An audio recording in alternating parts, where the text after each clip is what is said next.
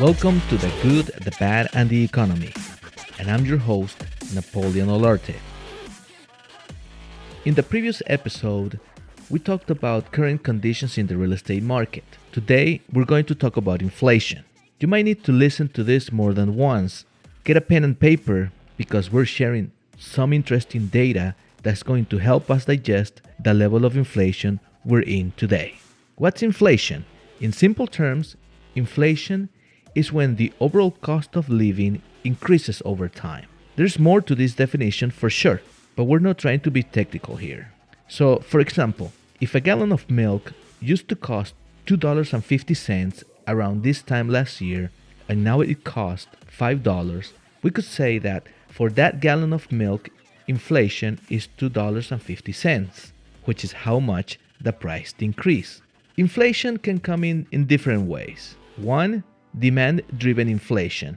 It's what's happening now. The economy has been put on so much stimulus with lower rates and quantitative easing for so many years and so much government spending that the economy has accelerated way too much.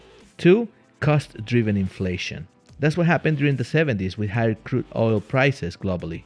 All the dominance in the production chain fell down as well. But the way economists measure and the media talks about inflation is by how much percentage it changed in a certain time period. So, for our example, inflation for the gallon of milk was 100% in 1 year. In the US, 94,000 prices are tracked in 200 different categories by the Bureau of Labor Statistics. They come up with this representative basket of goods and services in order to measure price changes accurately as an index named the CPI, or Consumer Price Index. Now, this is not the only way to track inflation. The CPI only measures inflation as experienced by consumers. Just to give you some simple statistics, the inflation rate this month, September 2022, is at 8.52%. This time last year, inflation was 5.39%, and the previous year was 1.37%. Okay, so you got those numbers? Let me say it again. 2 years ago, 1.37%. Last year, 5.39%. And today, 8.52%.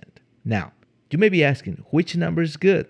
I have said inflation is high and it's going to get much higher. But what amount of inflation is good for the economy? The Federal Reserve has a 2% target. For you to have an idea, we haven't had this level of inflation since 1978 to 1981.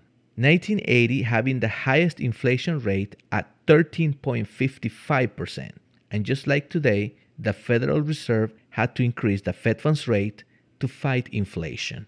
Today, the Fed funds rate is at 2.33%, and it is most likely that we will finish the year at around 3.5%.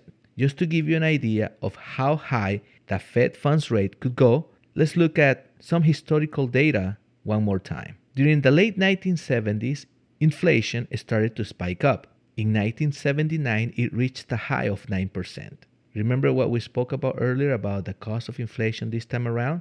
It was cost-driven because of the high crude oil prices. Well, the Federal Reserve had to increase the Fed funds rate from 5.5% to 17.6%. Yes, that's right, 17.6%. Inflation gave in temporarily.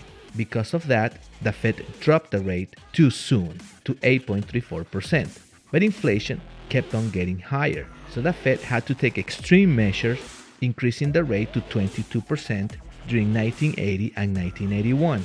The reason why all of this is relevant is because our current Fed chairman, Jerome Powell, had said last week that the Fed will increase rates and will not lower rates until there is enough evidence that inflation is under control, alluding to what Paul Volcker did during the 80s. Not just about the Fed funds rates increase, but about not lowering the rate too soon. Personally, I would not be surprised if inflation peaked well over 10% and the Fed funds rate went all the way up in the range of 6 to 8%. And that's personal wishful thinking because the data shows worse numbers. Now, Fed funds rates have increased 1.75% in the last 3 months, and we have seen where the real estate market is going.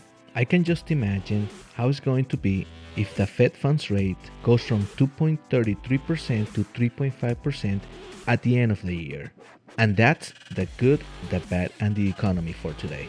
In our next episode, we're going to talk about the Inflation Reduction Act and how we can take advantage of it in two categories, solar and electric vehicles.